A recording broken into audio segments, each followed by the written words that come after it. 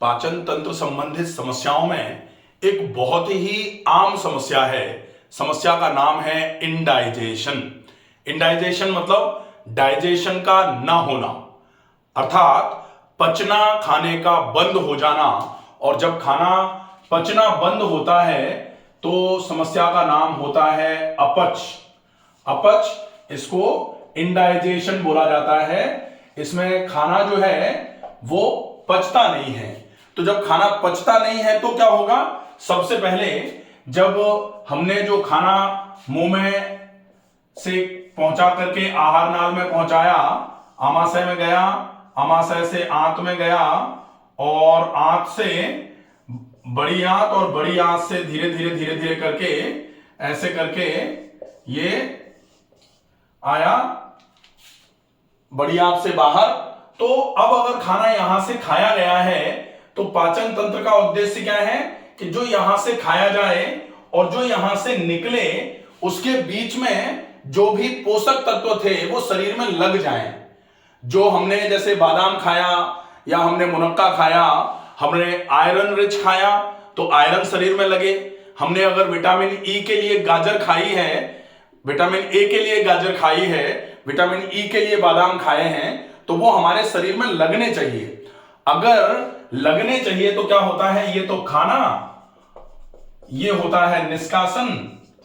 तो बीच में क्या होगा? जो पूरा खाना खाया इसमें से बेकार का निष्कासित हो गया और जो इसके पोषक तत्व थे वो पोषक तत्व हमारे शरीर में पच करके एब्जॉर्ब हो गए। एब्जॉर्ब मतलब अवशोषित होकर के हमारे शरीर का उन्होंने पोषण कर दिया।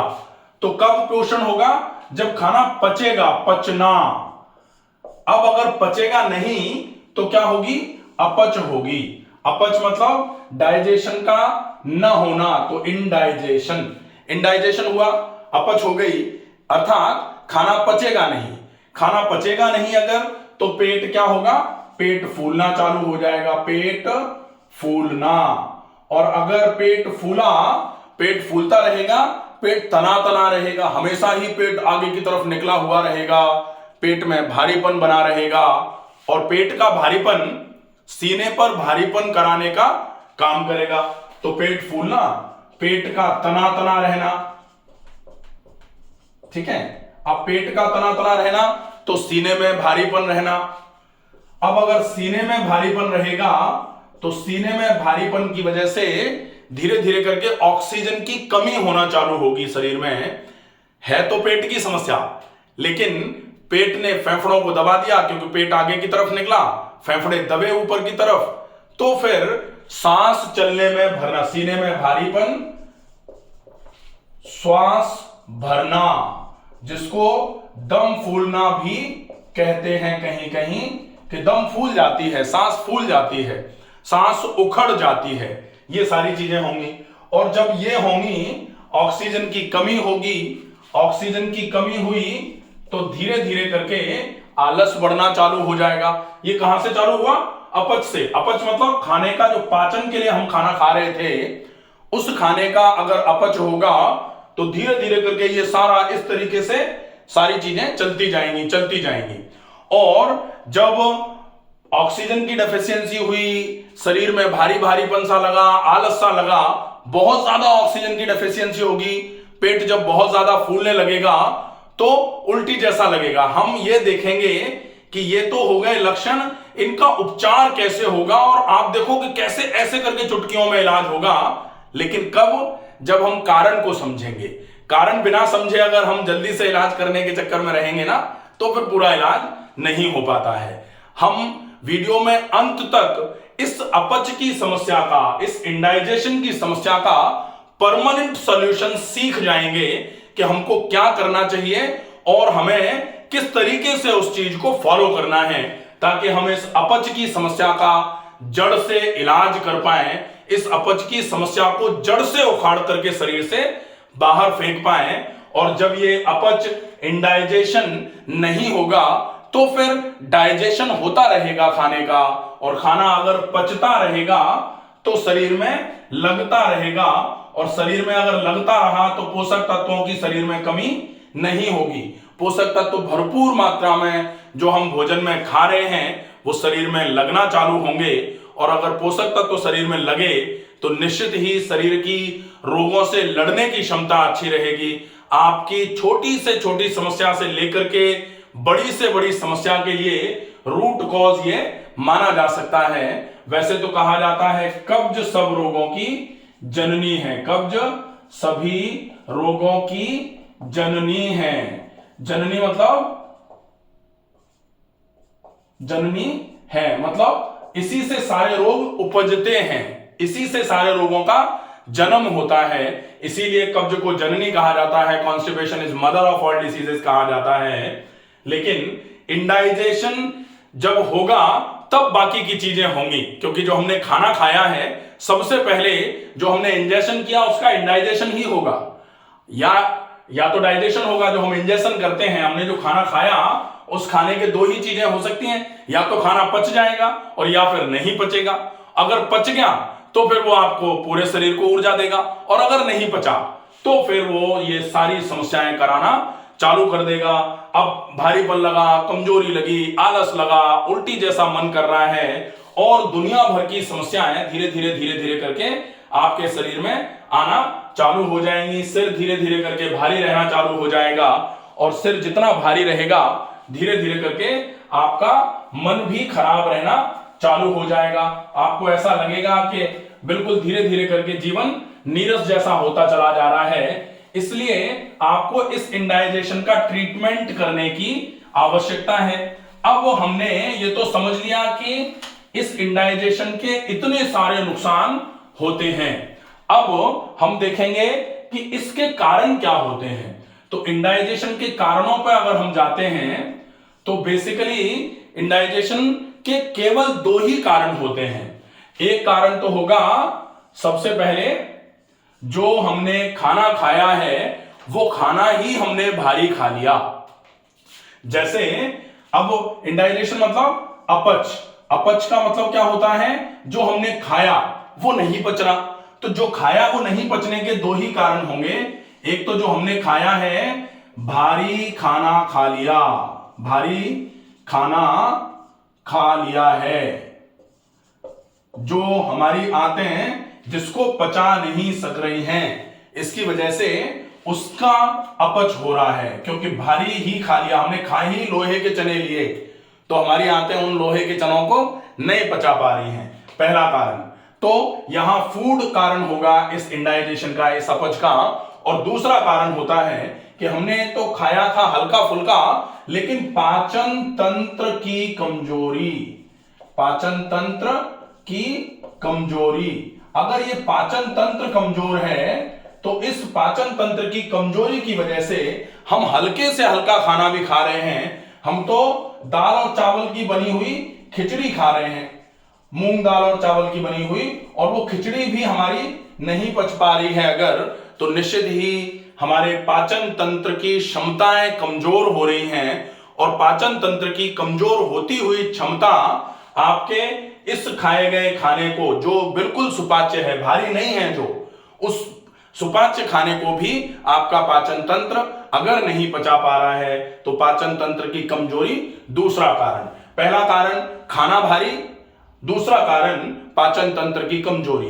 पाचन तंत्र की कमजोरी के दो मूल कारण होते हैं, एक तो खाने में अनियमितता, और दूसरा व्यायाम बिल्कुल भी नहीं करना, और तीसरा भी कारण इसका हो सकता है कि काम है नहीं और व्यायाम कर नहीं रहे हैं। तो काम है नहीं, व्यायाम कर नहीं रहे हैं, और खाने के साथ बहुत ही ज्यादा अनियमितताएं बरती जा रही हैं। तो ये कारण आपके पाचन तंत्र के कमजोर होने के होंगे।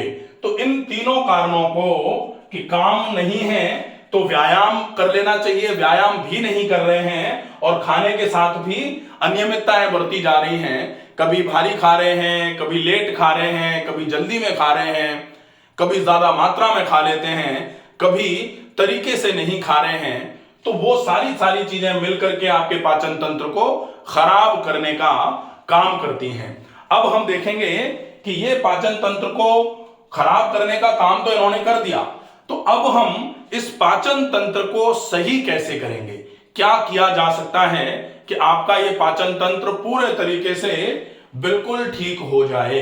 तो बिल्कुल ठीक हो जाए, इसके लिए बहुत ही अच्छा काम रहेगा कि आप अपने पाचन तंत्र को सही करने के लिए आप 4 चीजों का विशेष फॉलोअप करें। 4 चीजों का विशेष फॉलोअप। तो ये तो कारण हो गए। अब कारण के बाद इलाज जो होगा, उस इलाज में आपको 4 चीजों पर विशेष फॉलोअप करना पड़ेगा। पहला कि आपको कब खाना चाहिए, व्हेन टू ईट। दूसरा, व्हाट टू ईट। तीसरा, हाउ मच टू ईट, कितना खाना चाहिए। और चौथा, हाउ टू ईट। यह सबसे प्रमुख है, खाने को कैसे खाया जाना चाहिए। तो जब ये चारों चीजें अच्छे तरीके से फॉलो करेंगे कि आपने व्हेन टू ईट, कब खाना है, ध्यान रखा, बहुत लेट नाइट डिनर नहीं होने चाहिए, बहुत ज्यादा लेट खा रहे हैं, 11-11, 12-12 बजे अगर लोग डिनर कर रहे हैं तो वो गड़बड़ है। व्हाट टू ईट, बहुत सात्विक प्रकृति का भोजन ही हमारे लिए उपयोगी है, तो बहुत गरिष्ठ नहीं खाना चाहिए, बहुत ज्यादा कैलोरी नहीं खानी चाहिए, इसका ध्यान रखना है। तो इसका भी व्हाट टू ईट में सात्विक, हाउ मच टू ईट में ज्यादा कैलोरी नहीं खानी है, बहुत पेट भर के, गला भर के नहीं खाना है। और हाउ टू ईट का मतलब कैसे खाया जाए, इसका ध्यान रखें। अगर ये 4 पॉइंट हमने ध्यान रख लिए तो हमने खाने का ध्यान रख लिया। अब सिर्फ खाने में हमने सब कुछ सुधार दिया। पाचन तंत्र की कमजोरी का कारण खाना था, और दूसरा या तो काम था, काम के प्रेजेंस में अपने को व्यायाम करने की जरूरत नहीं, हमने खूब सब बढ़िया खा लिया। अब हमें बहुत काम रहता है, शारीरिक श्रम करना होता है, तो और कुछ करने की आवश्यकता नहीं है। लेकिन खाने के बाद दूसरे नंबर पर, यह तो हो जाएगा खाने का इलाज, आहार चिकित्सा। दूसरे नंबर पर जो इलाज था वो था श्रम। अगर है तो बहुत अच्छी बात है, और अगर श्रम नहीं है तो तीसरे नंबर पर व्यायाम।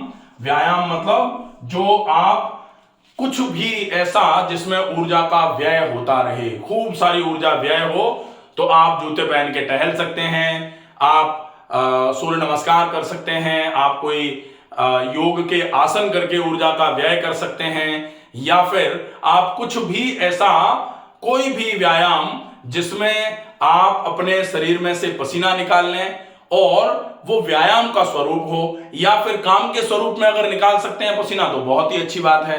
जैसे गार्डनिंग थोड़ा बहुत कर ली, थोड़ा बहुत घर के जो भी छोटे मोटे काम होते हैं उनको निपटाने में भी अगर हम रोज 40 मिनट, 45 मिनट, 50 मिनट, 1 घंटा अगर निकाल दें, तो आप देखोगे कि 30 मिनट जब कोई छोटा मोटा काम भी करते हैं तो थोड़ा पसीना आना चालू हो जाता है। आप छोड़ दीजिए, अगर घर के छोटे मोटे सामान को भी इधर उधर आप अगर करते रहते हैं तो 40-45 मिनट अगर आप लगाओगे तो वो आपके लिए बहुत अच्छा श्रम का श्रम है, काम का काम हो रहा है और व्यायाम भी है।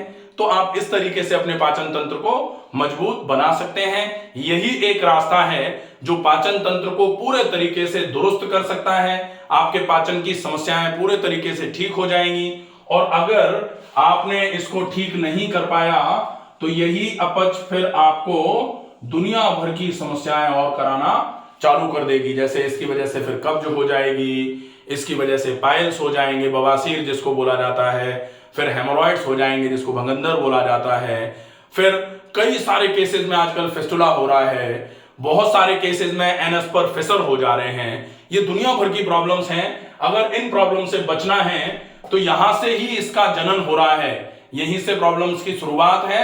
आप शुरुआत को खत्म कर दो, प्रॉब्लम्स बढ़ना बंद हो जाएंगी, निश्चित ही बहुत अच्छा आराम होगा। आशा है ये वीडियो आपको पसंद आया होगा। ज्यादा से ज्यादा लोगों तक इस वीडियो को पहुंचाएं ताकि पाचन तंत्र की एक ये बहुत छोटी सी समझे जाने वाली समस्या और बहुत विकराल रूप करके ये आपका बहुत बड़ा नुकसान करती है। तो आप कैसे भी करके इस समस्या से बचें, और इन नियमों का अगर आप फॉलो अप करेंगे, आप इन नियमों को अच्छे तरीके से समझ लेंगे तो निश्चित ही इस समस्या से पूरे तरीके से बच सकते हैं। स्वस्थ रहिए, सुरक्षित रहिए। धन्यवाद।